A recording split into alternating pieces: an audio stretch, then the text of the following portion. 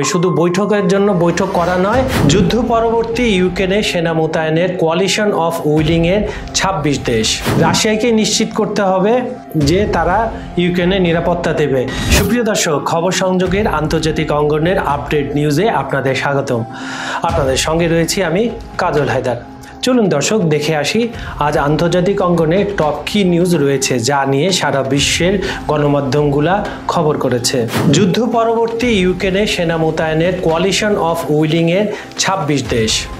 ফ্রান্সের রাজধানী প্যারিসে অনুষ্ঠিত এক উচ্চ পর্যায়ের বৈঠকে যুদ্ধ পরবর্তী ইউক্রেনের নিরাপত্তা নিশ্চিত করতে সেনা মোতায়েনের বিষয়ে ২৬টি দেশ নীতিগতভাবে সম্মত হয়েছে।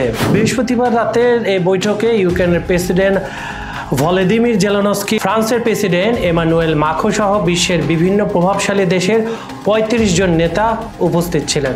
দর্শক, এখানে বলে রাখা ভালো, গত সপ্তাহখানেক ধরে জেলেনস্কি কিন্তু ইউরোপীয় নেতাদের এই নিরাপত্তা নিয়ে একটা সুস্পষ্ট বার্তা দিতে বারবার অনুরোধ করছিলেন এবং সর্বশেষ উনি এও ঘোষণা দিয়েছিলেন যে তিনি পুতিনের সঙ্গে আলোচনায় প্রস্তুত। এরই পরিপ্রেক্ষিতে আবার পুতিনের মুখপাত্র ল্যাভরভ তিনি গত পরশুদিন আপনার এক সাক্ষাৎকারে বলেছেন যে জেলেনস্কি চাইলে মস্কোতে এসে পুতিনের সাথে আলোচনা করতে পারে, কিন্তু সেই আলোচনা একটা সুস্পষ্ট ধারণা থাকতে হবে। শুধু বৈঠকের জন্য বৈঠক করা নয়, একটা এজেন্ডা থাকতে হবে।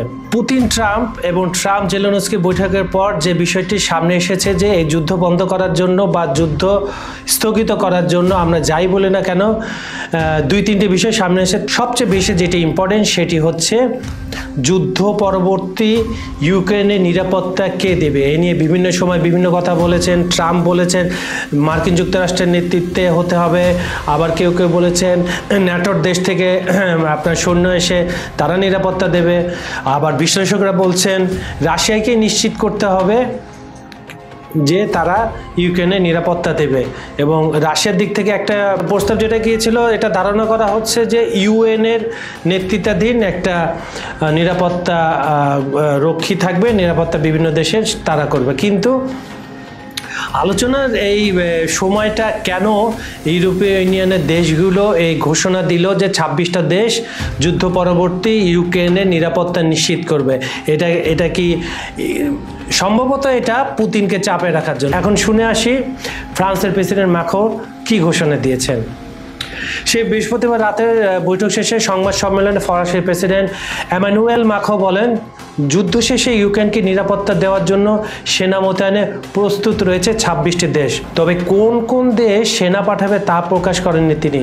মাখোঁ জানান, নিরাপত্তা নিশ্চয়তার অংশ হিসাবে ইউক্রেনের সশস্ত্র বাহিনীকে পুনর্গঠন ও শক্তিশালী করার প্রতিশ্রুতিও দিয়েছে অংশগ্রহণকারী এই দেশগুলো। এদিকে জার্মানি আবার শর্ত রেখেছে। জার্মানি বলছে ইউক্রেনের নিরাপত্তার প্রচেষ্টায় জার্মানি ও অন্যান্য দেশ যুক্ত থাকবে বলে প্রতিশ্রুতি দিয়েছে, তবে বার্লিন জানায় সেনা মোতায়েনের চূড়ান্ত সিদ্ধান্ত তারা নেবে নির্দিষ্ট শর্ত পরিষ্কার হওয়ার পর। এর মধ্যে অন্যতম শর্ত হলো যুক্তরাষ্ট্র কতটা সক্রিয়ভাবে এই নিরাপত্তা নিশ্চিতে যুক্ত হবে। জেলেনস্কি ট্রাম্প যোগাযোগ। বৈঠক শেষে ইউক্রেনের প্রেসিডেন্ট জেলেনস্কি ফোনে কথা বলেন মার্কিন প্রেসিডেন্ট ডোনাল্ড ট্রাম্পের সঙ্গে। হোয়াইট হাউসের একজন কর্মকর্তার বরাতে জানানো হয়, ইউরোপীয় নেতাদের প্রতি রাশিয়ার জ্বালানি তেল কেনা বন্ধের আহ্বান জানিয়েছেন ট্রাম্প। তার মতে তেল বিক্রি থেকে প্রাপ্ত অর্থ দিয়েই রাশিয়া ইউক্রেনের যুদ্ধ চালিয়ে যাচ্ছে। একই সঙ্গে ট্রাম্প ইউরোপীয় নেতাদের প্রতি আহ্বান জানান রাশিয়ার যুদ্ধ অর্থায়নে সহায়তা দেওয়ার কারণে চীনের ওপর অর্থনৈতিক চাপ সৃষ্টি করতে। এখন এই আলোচনা বা ইউক্রেন ও রাশিয়ার যুদ্ধের ভবিষ্যৎ পদক্ষেপ কি হতে পারে, এ বিষয়ে ফরাসি প্রেসিডেন্ট মাখোঁ বলেন, কোয়ালিশন অফ ইউলিং এবং যুক্তরাষ্ট্রের ভবিষ্যতে রাশিয়ার তেল, গ্যাস খাত ও চীনের উপর নিষেধাজ্ঞা আরোপের জন্য ঘনিষ্ঠভাবে কাজ করবে। সুপ্রিয় দর্শক, আমরা জানি ২০২২ সালে ফেব্রুয়ারি থেকে রাশিয়া ইউক্রেন যুদ্ধ অব্যাহত রয়েছে। এই যুদ্ধ শেষে ইউক্রেনকে পুনর্গঠন ও নিরাপত্তার নিশ্চয়তার জন্য আন্তর্জাতিক মহলের এই উদ্যোগকে বড় অগ্রগতি হিসাবে দেখছেন বিশেষজ্ঞরা। সুপ্রিয় দর্শক, আন্তর্জাতিক অঙ্গনের টপ নিউজ আপনাদের কেমন লাগলো জানাবেন, আর বরাবরের মতো আমাদের ভিডিওগুলো লাইক, কমেন্ট ও শেয়ার করুন। আমাদের চ্যানেলটি সাবস্ক্রাইব করে রাখুন।